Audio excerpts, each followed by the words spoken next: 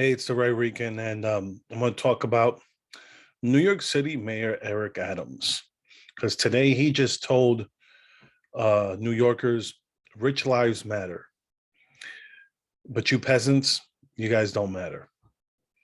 So if you donated to this campaign, um, if you got money, you could push him. That's that's my opinion. But let's go to his this story. Eric Adams exempt athletes' performers from city vaccine mandate. Um, and also here is of course NBC New York, has to spin it. I am unafraid Adams excuses New York City athletes' performers from vaccine mandate amid backlash. Of course, there's a backlash. It goes here. Mayor Eric Adams signed an executive an order exempting New York City-based performers from the private sector vaccine mandate while leaving the rule intact for the vast majority of private employees citywide.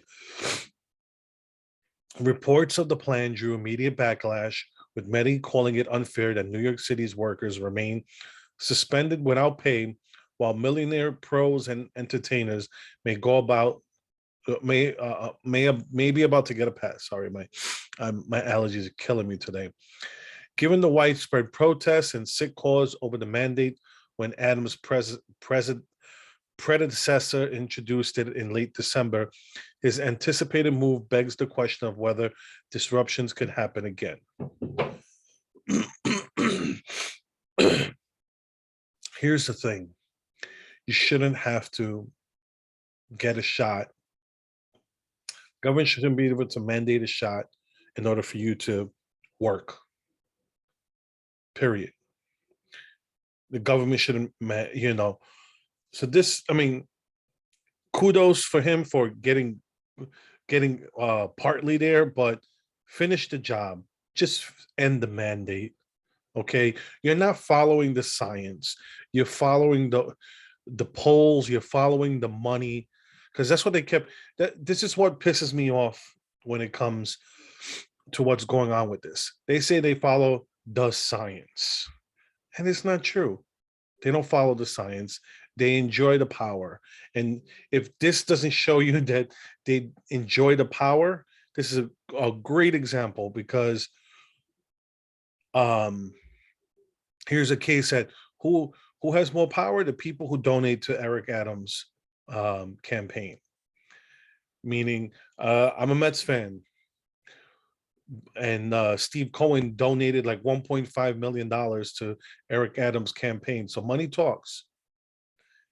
And it could be also the fan in him because he's a Mets fan. It was different with basketball because there was only one player, Kyrie Irving, on both the Knicks and Nets. That's it. But we're talking about now with baseball, we're talking about it's different. When it comes to the Mets and Yankees, there's a lot more players that don't have the vaccine, and this would have caused an uproar with fans, because as much as New York's a basketball town, it's also a baseball town. We love our baseball, and this would have caused a disruption. But since he's only getting halfway there, this is going to cause an uproar. It's already started. Is it here? Just wanted to read.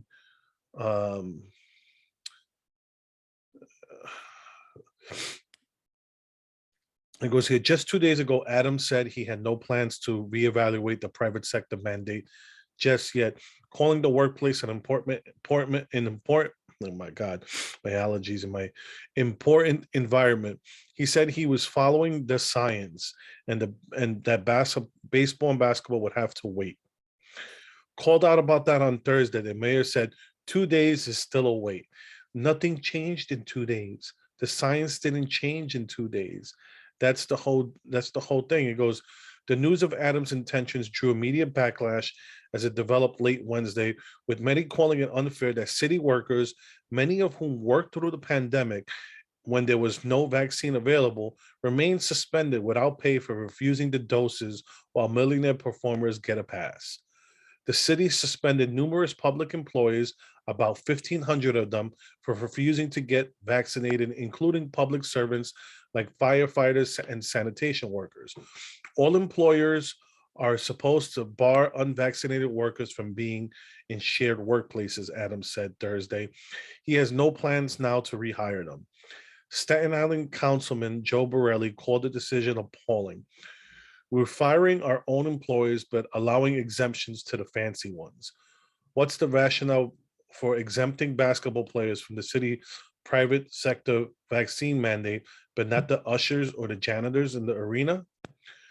The PBA president, Patrick Lynch, was equally opposed.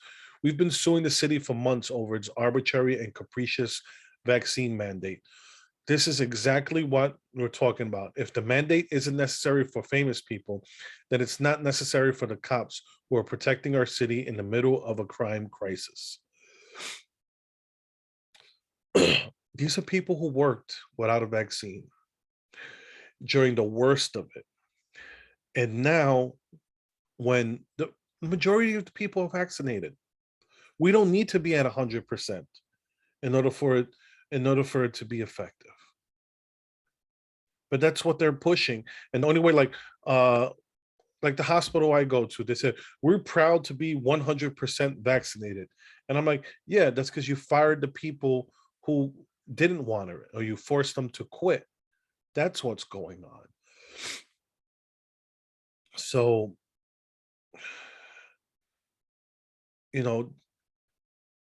stop with the nonsense. Okay. It's time to end the mandates, all these mandates, and let people get back to work. The worst of this pandemic is over. So let's just get on with it. Let's get on with our lives. We're going to have to live with COVID. We already know we're going to have to live with COVID as forget about these booster shots. They're talking about an annual COVID shot.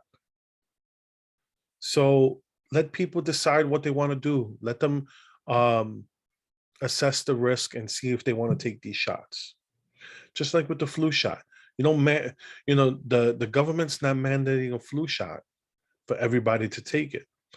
Now, there's certain professions where I understand where this is, these type of mandates are needed. When you're like when you're a healthcare worker dealing with people on a daily basis, you interact with tons of people, sick people, then it makes sense that they mandate a flu shot and they'll mandate the COVID shot. That makes sense. But for me to go to the office to work, no. I'm dealing with the same people all the time. So this is just, it's a fear tactic, it's a control tactic, it's a power tactic. And you can see that this new mayor is drunk on the power. You can see from his speech talking about he's a wartime general.